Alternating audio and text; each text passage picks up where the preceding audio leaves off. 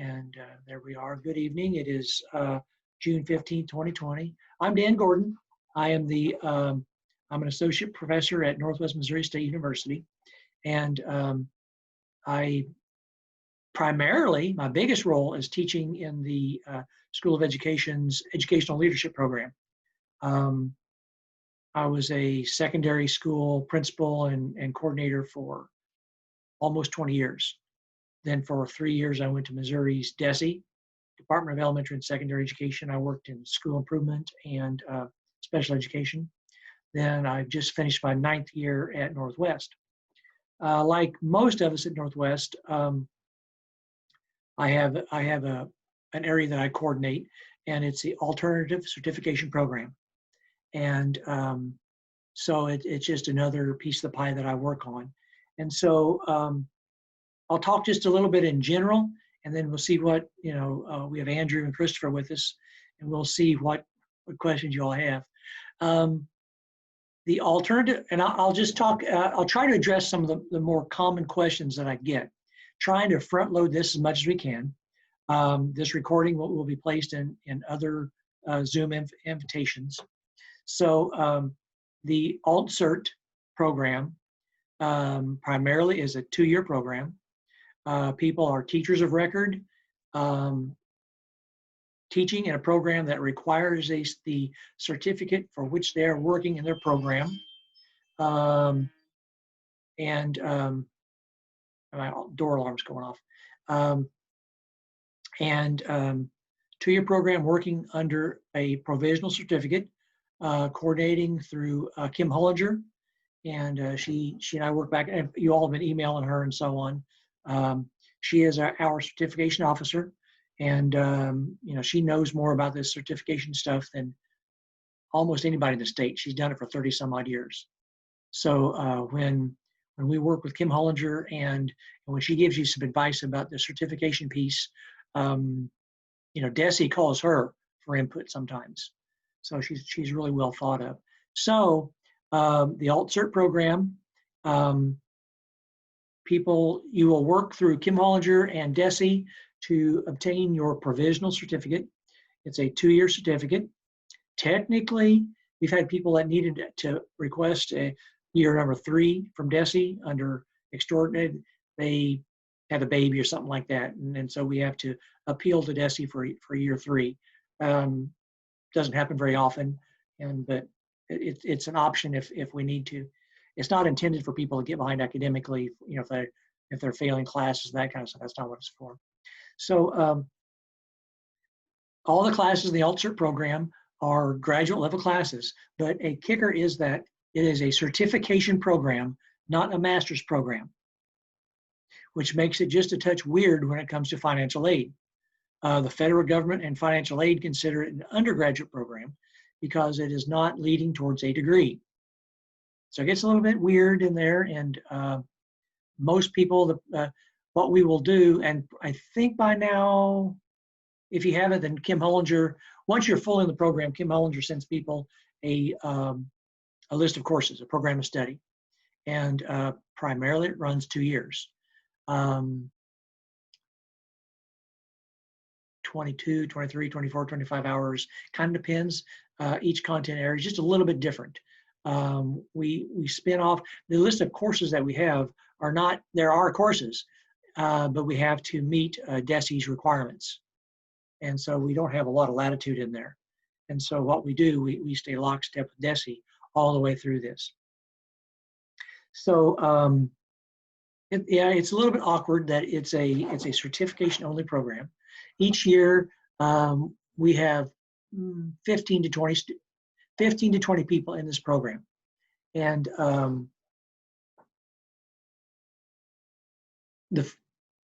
something else that's a little bit different, and I'll just keep talking here and then I'll let you have questions, is that I will send you, early July, I will send everybody a graduate enrollment sheet to fill out. Since it's technically not a degree program, our CAT PAWS system, Banner, there's some of our management systems at Northwest don't handle non-degree seeking programs well. So we hand enroll. So that means that I will send you a sheet that is filled out with, almost everybody takes the same first two courses. Sometimes there's a third one in there depending on the program, the content area. How the first two courses you will take, and it just works out this year that I teach both of them. One is the first 7 weeks of the fall semester. The other one is the second 7 weeks of the fall semester. So lets it spread out a little bit. And the first one is called 621-614, and that's Introduction to Teaching. And the second one is 621-615, Organization for Learning. And so I don't always teach 621-615. It just kind of fell that way with the load and so on. It's good and bad that you'll have me all year. It's good that I am officially your advisor, so I stay very in tune with what you're doing. I tend to like you all to see other professors too, so that is what it is. So 621-614 is Introduction to Teaching, and my take is that it will be nuts and bolts. My Labrador is starting to go crazy. Nuts and bolts for how to get off to a good start of school. And if you give me a second here, get this going here.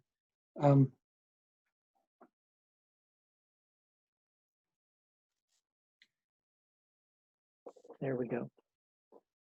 Can you hear me okay? Okay, thank you. This house has doorbells, but the biggest doorbell is a 70-pound Labrador. So I see, Andrew, you got a big dog behind you too. Okay, 621-614 is about the nuts and bolts about how to get ready to get off to a good start your very first semester of school. The book we use is a classic that is often handed new teachers by the principal, and it is Harry Wong's The First Days of School. The edition that we're going to be aiming for will be the 5th edition, which is a 2018 copyright. This one's a little bit older. I'll need to get me a fresh 5th edition. And so it is essentially a workbook. My daughter is a 2nd grade teacher. We got one for her a long time ago before she started teaching. I have my nephew's fiance is just starting teaching, and we sent her a copy of this book. It's a classic, and if you talk to your principal right now, and people that you work with, a lot of them have this book and know all about it. Basically, Harry Wong talks a lot about routines and procedures to help you get off to a good start. How to set your room up, how to greet students at the door, how to do seating arrangements, how to set up your grade book, routines and procedures. He does not talk much about the word discipline, and I don't either. We talk about classroom management, how to get ahead of what's going on in the classroom, and how to run a very efficient classroom without raising your voice. And that is how that's supposed to be, where you are firm with your students and insistent, but with a smile on your face. To just say that is not our procedure for how we turn in our papers or this or that.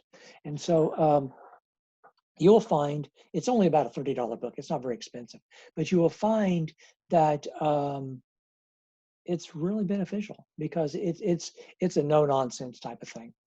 There's very little philosophy in it. It's try this, try this, try this. And when I was a building principal, if I had a teacher that was struggling in classroom management, I do two things. I would link that person up with one of my stronger teachers in classroom management. I'm not talking about discipline. I'm not talking about people that grab kids and get in their faces.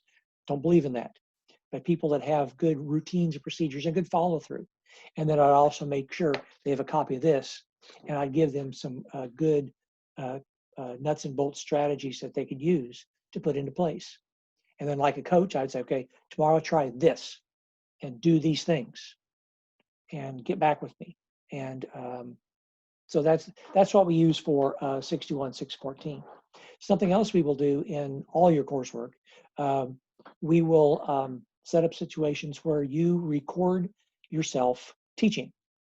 Most people just use YouTube and set up a camera, or have a student hold it, or just turn their laptop around and aim it at the class.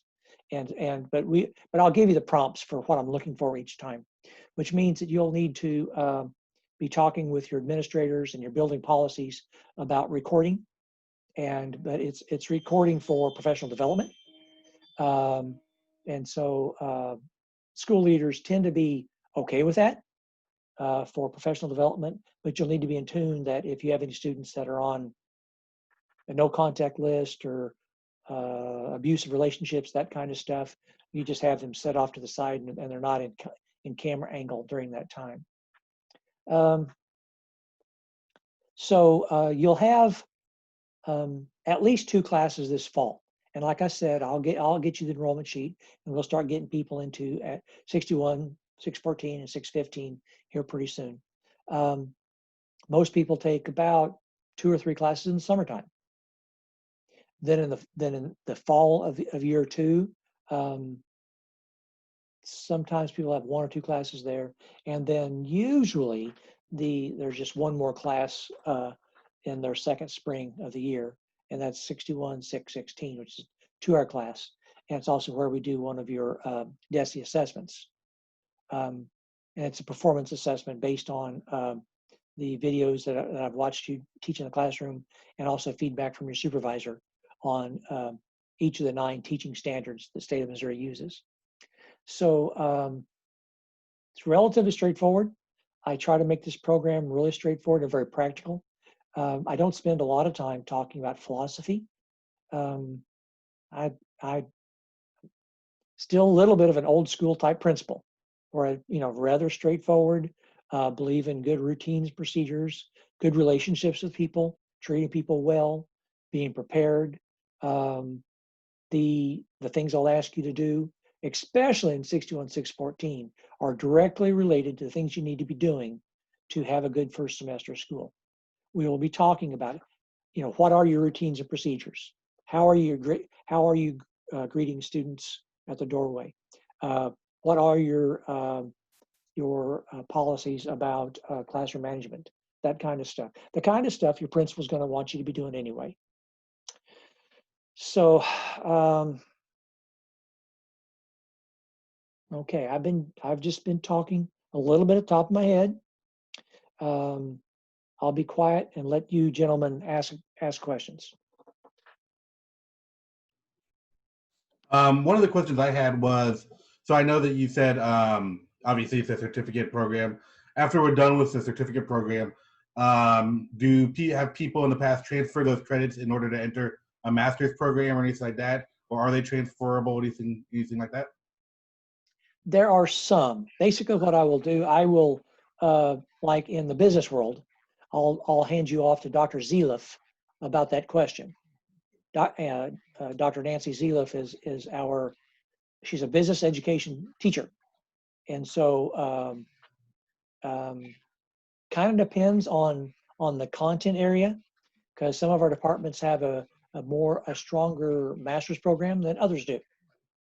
So just as soon as somebody asks me that question, I clip Dr. Zeliff into that conversation. Okay.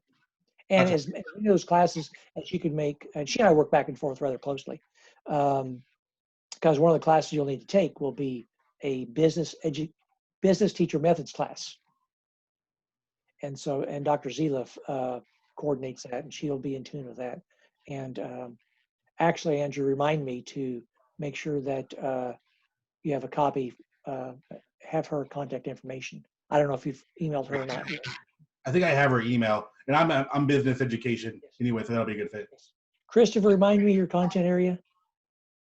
Yes, so I'm really the director of student services, but one of the classes I'll be teaching will be poli-sci to help out. Last year, which was our first year of rechartering, I helped out by teaching personal finance, but my original content in teaching was Art K through 12. Art K through 12, okay. So we will DESE might want to know your teaching load.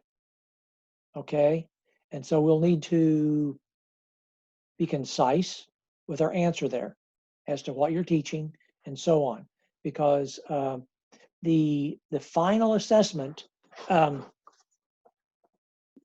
the end of year 2 is of your classroom teaching skills. So you know, I will watch you teach multiple times. Probably all virtual now, the way the world's going right now. One of my favorite things to do is to go into schools and walk the halls and go into classrooms like I did for 19 years as a principal. That's what I love to do, but the way the world is right now, it's just not, they're not going to let old guys like me walk into buildings like they used to. So so we'll see. We'll need to, and actually a question I will ask everybody is, give me a copy of your daily schedule, so that we're in tune with, technically you're supposed to be in this program at least half your day. So Christopher, we'll need to talk about that to make sure that we're communicating about that. Okay, because Christopher, what teaching certificate are you working towards? What content area? Well, the content area that I'm studying for my mega for Okay. is K through 12. Art. Is our K through 12. Very good. Very good. Yeah. Okay. All right. And that's fine. I just need to get that, you know, communicated. And I think Kim Hollinger should know that. If she doesn't, she's the one that submits that stuff to DESE. Okay. Other questions? Okay. Yes. And yeah, that is true. The Missouri Content Assessment, which is a mega assessment, just so you know, that is something that everybody will have to pass. For every certification in the state of Missouri, you have to pass a version of the Missouri Content Assessment. Now, I've had a lifetime teaching certificate since 1982. That's how far back I go. Although my principal certificate is still valid too. So you know, but I'm technically retired from public education K-12. So, but technically I can go teach in KC Public or be a principal in KC Public. But that's a young guy's game. I know. No, I'm not gonna do that. So shall I stop recording and see if there's any more specific questions? I will stop recording now. Okay. Thank you for letting me use you all as guinea pigs for this recording, because what I do, I dump it up into YouTube and put it back down, and I'll put these back into the course site. Oh, what I wanted to show though, a share screen as to what, before we get off here, what the course site. This is Canvas, and I don't know if you're familiar with it or not. This is a course site from last fall, and so and this 621 614 set up in modules, and so these are the Zooms from last year. That's 2 years ago. No, last year. And so just things I'll just have you do. These topics relate directly to chapters out of the Wong book. You know how to start class effectively, well-managed classroom, characteristics of a well-managed classroom. These are nuts and bolts types of things that your principals are going to want you to be able to do. Discipline plans. Let's see, procedures. So these modules are generally set up on a weekly basis, and generally what people have is well, how I tend to do this class, a lot of threaded discussions where I'll direct your eyes towards a place in the book and make you respond to some questions, and then communicate with other people in your cohort. And you'll find that you'll get a lot of benefit from being in a cohort of people that are just in exactly the same boat that you're in. Let's see. So I wanted to show you. Canvas is the platform for our online classes, and all of them look roughly like this, based on modules, home, grades, announcements, that kind of stuff. When we get into this, technically, all your communication should be through your Northwest email account. Okay. Now I know I will shortcut sometimes, go straight to your school account, because people I know check those quicker sometimes. A lot of people though set it up so their Northwest account pings over into their school account. But we need to make sure we're using the school account, because that's the only way that the registrar's office, the graduate office, Kim Hollinger, that's the only way that officials in Maryville will communicate to you. So I'm glad I mentioned that. Usually I forget to say that until it's way too late. So don't forget to be doing that. Okay. So yeah, I just wanted to let you eyeball as to what it looks like. And so you will have your version of a dashboard. My dashboard shows the classes that I'm teaching right now, my summer classes and classes I'm going to do this fall. And you'll have a dashboard of the classes that you have. Any questions about Canvas? Okay, I'll stop share. I will stop recording.